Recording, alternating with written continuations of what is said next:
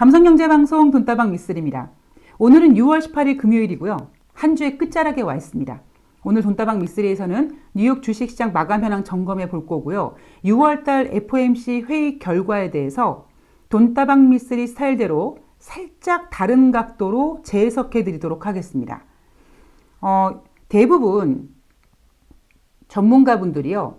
6월달 FOMC 회의가 끝나고 제롬 파월 연준 의장의 기자회견이 끝난 다음에 내놓은 어떠한 의견들 혹은 기사 내용들을 보면 한 줄로 요약할 수가 있습니다. 어떻게 요약이 가능하냐 하면 연준이 긴축의 시계를 앞당겼다. 그런데 이미 증시에서는 반영이 되고 있다. 이런 겁니다.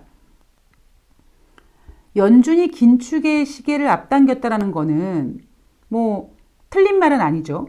원래는 지난 3월달 FOMC 회의에서는 우리 연준은요, 2023년까지는 제로금리를 유지하겠습니다.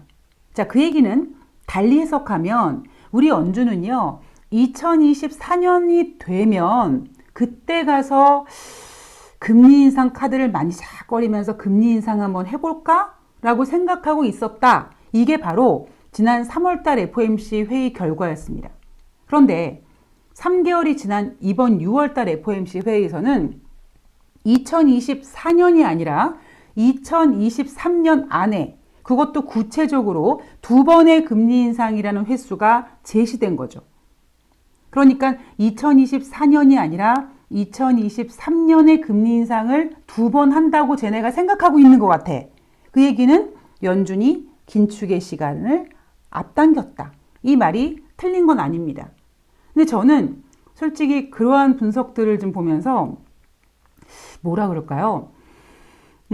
고구마 한 7개, 반 개 먹은 것 같은 그런 좀 답답함을 좀 느꼈습니다. 자, 왜 미쓰리가 갑갑함을 느꼈는지는 뉴욕 주식시장 마감 현황을 점검해 드리면서 썰을 한번 풀어보도록 하겠습니다. 제가 지금 이 방송을 녹화하고 있는 시간은요, 6월 18일 금요일이고요. 지금 여기 모니터에는 우리나라 주식시장이 지금 돌아가고 있습니다. 그 얘기는 아직까지는 6월 18일 금요일 뉴욕 주식시장은 열리지 않았다는 얘기죠. 자, 그런데 이번 한 주 동안의 뉴욕 주식시장을 보면은요, 6월 14일 월요일부터 6월 17일 목요일까지 다우지수는요, 나흘 연속 하락했습니다. 주 초반에는 FOMC 회의 결과를 두고 경계하고 있다, 관망하고 있다, 이런 표현으로 다우지수의 하락을 표현했고요. 그리고 연준이 6월달 FOMC 회의를 마치고 그 결과를 내놓은 다음에는 긴축의 시계를 앞당겨서 증시에는 부정적이나 증시는 이미 알고 있는 악재였고 그렇게 충격이 심하진 않은 것 같다. 그러나 결론적으로 다우지수는 하락했답니다. 경제 지표를 볼까요, 여러분? 자, 5월달 신규 주택 착공은 전월 대비 3.6% 증가했습니다. 대신에 5월달 주택 착공 허가 건수는 전월 대비 3.0% 감소했습니다. 그리고 5월달 수입 물가는 전월 대비 1.1% 증가했고요. 주간 신규 실업수당 청구 건수는 전주 대비 3만 7천 명 증가해서 다시 41만 2천 명대, 즉 40만 명대 이상으로 넘어갔습니다. 또 하나, 6월달 필라델피아 제조업 지수는요, 5월달엔 31.5였는데 이번 6월달에는 30.7로 하락했고 5월달도 안 좋았고 6월달도 안 좋았고. 자, 이런 걸 뭐라고 표현하느냐? 6월달 필라델피아 지수, 그러니까 필라델피아 지수는 2개월 연속 하락하고 있다라고 합니다. 자, 제가 바로 앞에 방송에서 여러분, 소매 판매 지표가요, 3월 달에는 전월 대비 10점 몇 프로. 그런데 4월 달 소매 판매는 원래는 증가폭이 제로였다고 했는데 미쓰리는 경제라는 녀석은 전월 대비 변함없다라는 거는 뒤로 가는 거라고 하니까 아니야 미쓰리 다시 계산기를 두들겨 봤더니 전월 대비 0.9% 증가했어 라고 했는데 지난번에 발표된 최근 소매 판매는 전월 대비 어떻게 됐습니까? 감소했습니다. 예상보다 부진했습니다.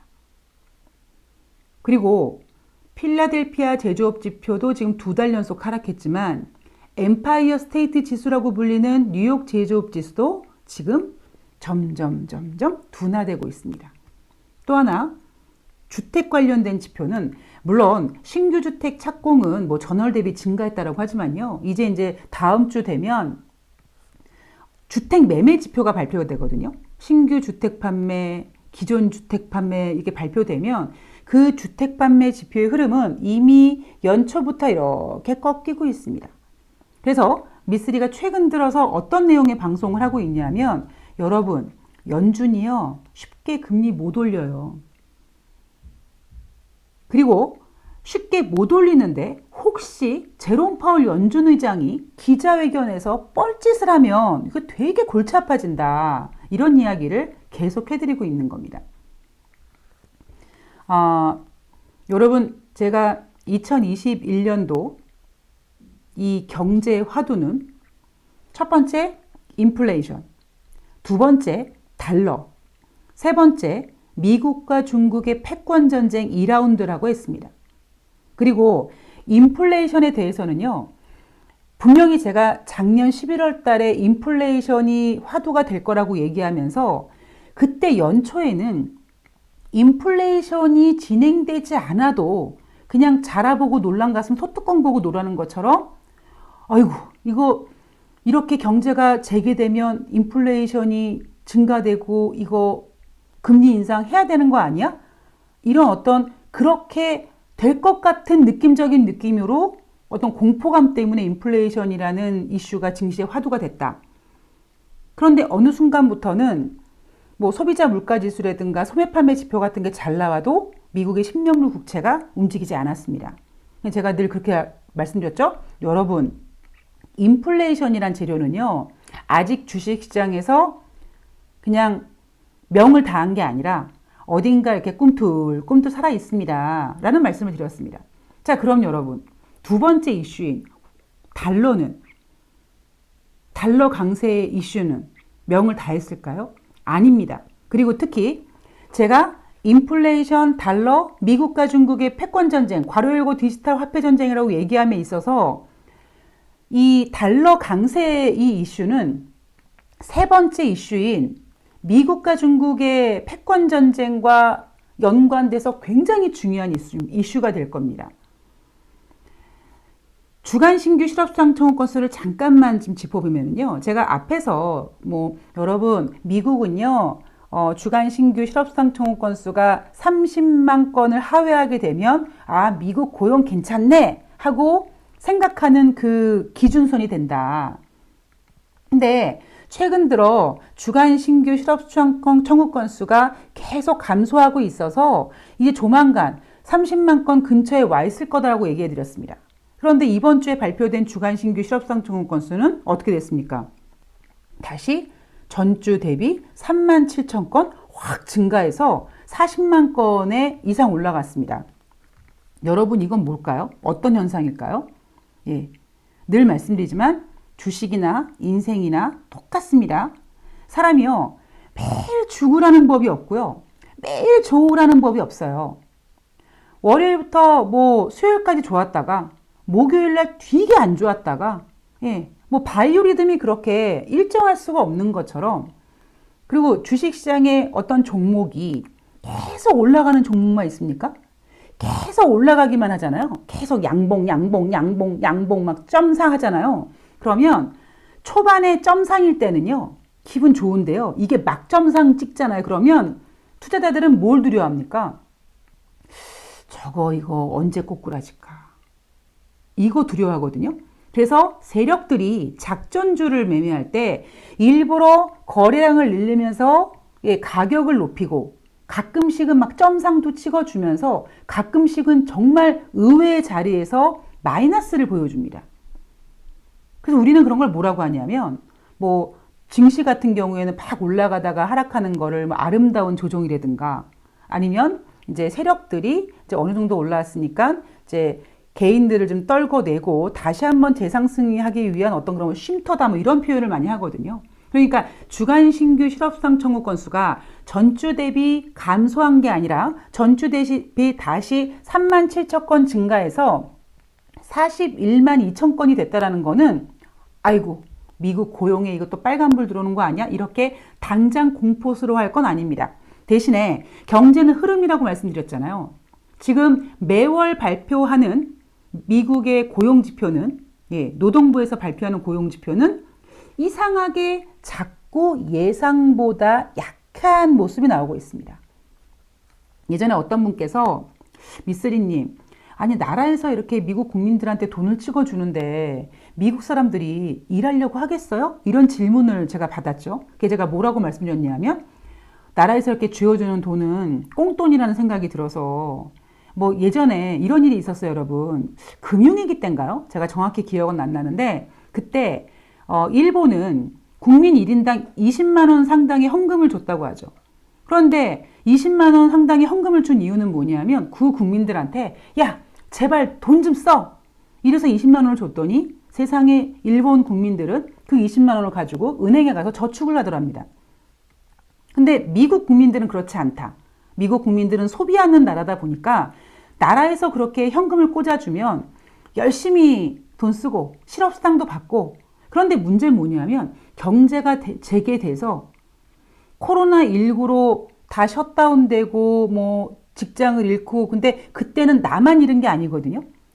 내 옆에 친구도 그렇고 뭐 우리 언니 뭐 우리 오빠 내 동생들도 다 그냥 분위기가 그런 건데 경제가 재개되면 다른 사람들은 다 일거리 찾아서 나가는데 나 혼자 언제까지 백조 백수할 수가 없어요.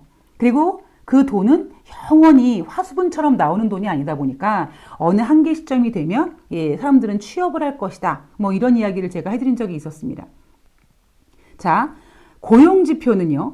이번 고용지표, 즉 주간 신규 실업수당 청구 건수는 그동안 계속 매주 발표되는 실업수당 청구 건수가 크게 감소해서 30만 건 가까이 이제 근접했으니 이렇게 줄다가 반등 같은 느낌, 아주 일시적인 반등 같은 느낌이니까 크게 우려할 상황은 아니다. 그런데 제가 지금 집중하고 싶은 부분은 뭐냐면 고용지표뿐만 아니라 앞에서도 말씀드렸듯이 소매 판매, 뉴욕 제조업 지수, 그리고 이미 꺾인 주택지표, 그리고 이번 주에 발표된 뭐 필라델피아 제조업 지수 같은 거, 증시의 경제 지표의 흐름을 보면 얘네들이 앞으로 경제가 재개돼서 더 좋아질 거라는 기대감은 있지만 3월 달에 경기 부양책 덕분에 죽어 있었던 경제 지표들이 확 살았고요.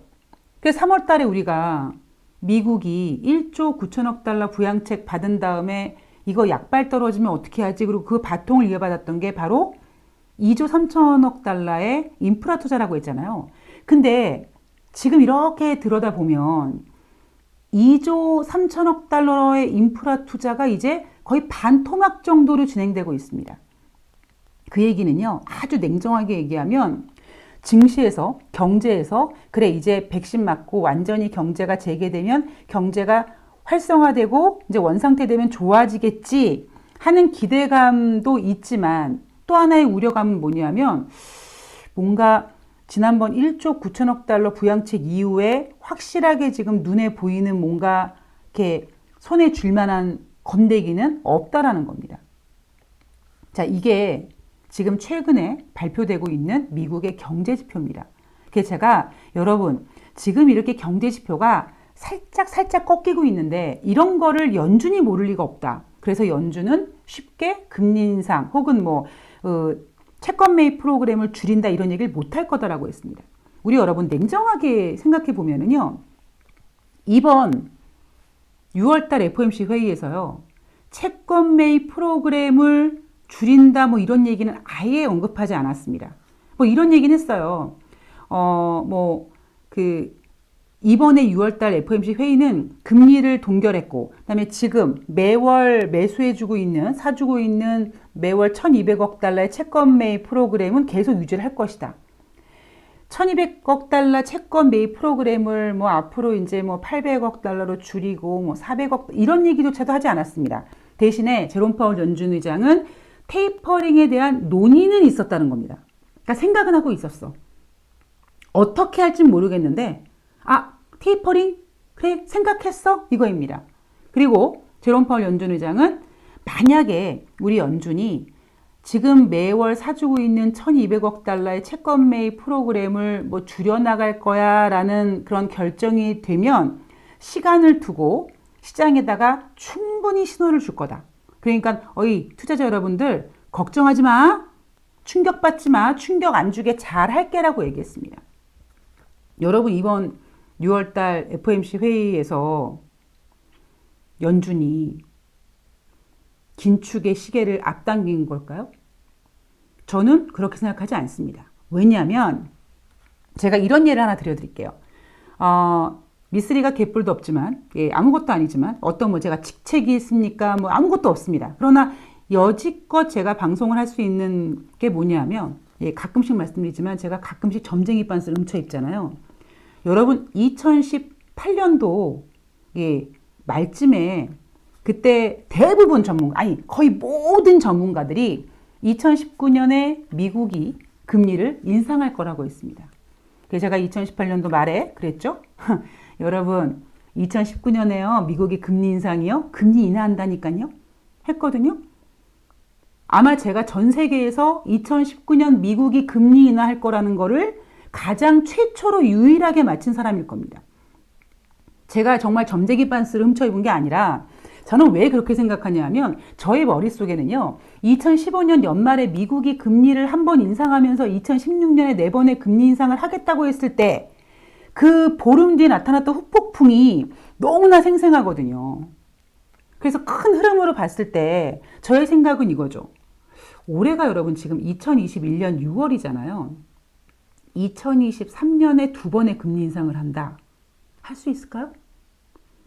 아니 올해 하반기에 어떤 일이 일어날지 모르는데 아니 2022년 12개월 동안 어떻게 될지 모르는 상황에서 2024년에 금리 인상을 하겠다고 한 연준이 2023년에 2번의 금리 인상을 하겠다라는 것도 아니고요. 18명의 연준 위원 중에 13명이 금리 인상해야 된다, 2번 해야 된다라고 했다라는 거잖아요.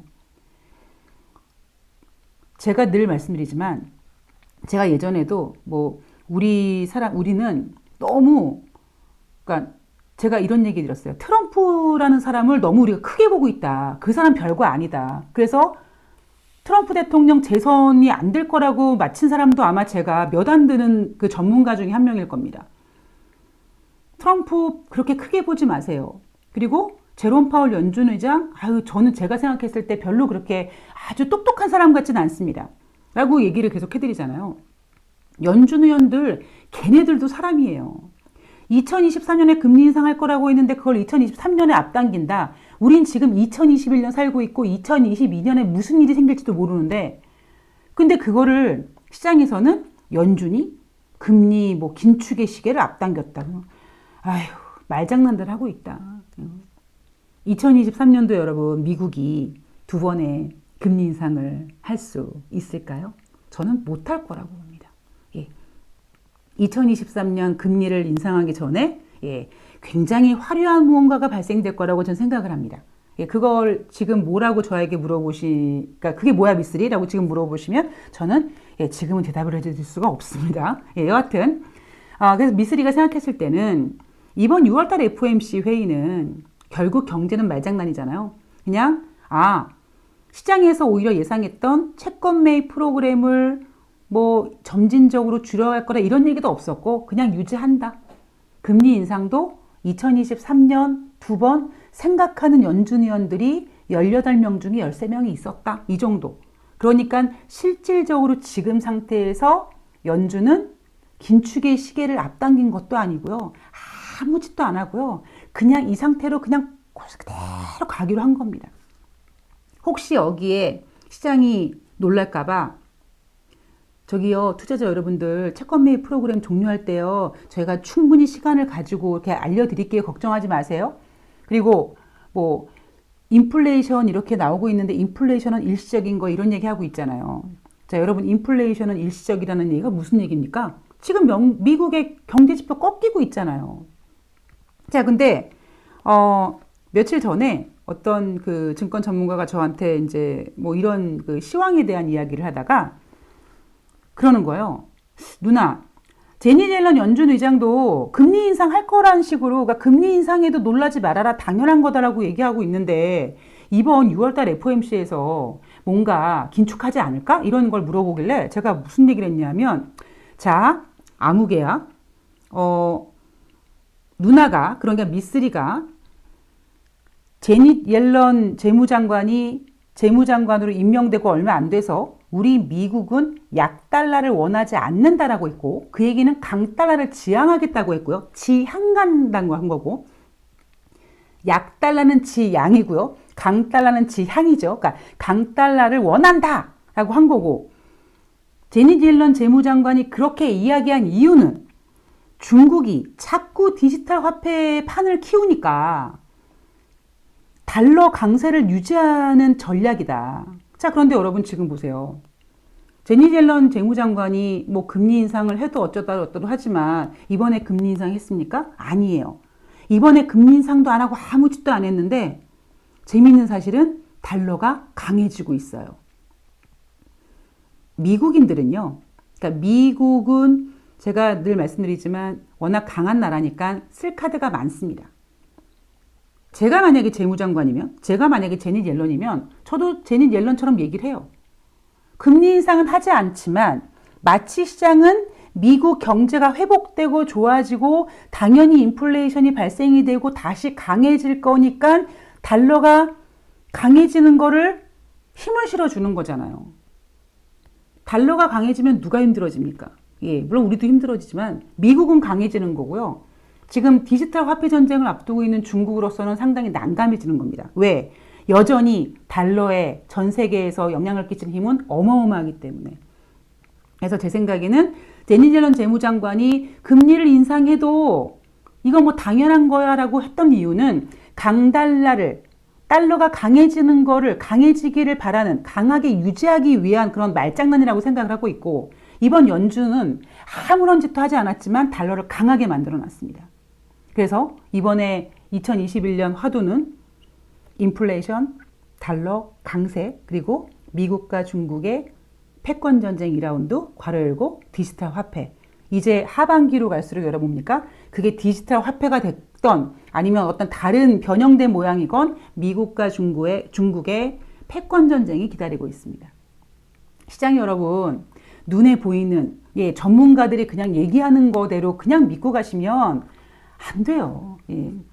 저도 증권사 다닐 때 저보다 더 이렇게 높은 상사나 뭐 나는 한낱 브로커였지만 애널리스트들 되게 똑똑하게 생각하고 그들 말 듣다가 정말 인생이 됐습니다. 예, 골로 갔어요. 그러니까 여러분들께서는요, 너무 그 전문가라고 하는 사람들의 이야기를 백발백중 믿지 마시고요. 여러분들 나름대로 계속 고민을 해보세요. 저는 우리나라 주린이처럼 똑똑한 투자자는 없다고 생각합니다. 대신 뭐예요? 생각을 안 할 뿐인 거죠. 자, 여러분들께서 현명하고 지혜롭고 조금만 멀리, 조금만 다양하게 생각해서 앞으로 여러분 2021년 하반기 굉장히 복잡해진 셈법이 나옵니다. 잘 이겨내셨으면 좋겠습니다. 그리고 그 가운데 미쓰리가 점쟁이 빤스를 훔쳐 입든 저의 촉을 하든 뭐 저의 경험을 내세우든 한결같이 진실된 마음으로 여러분들 옆에 함께 하겠습니다. 저는 다음 방송에서 뵙겠습니다. 고맙습니다.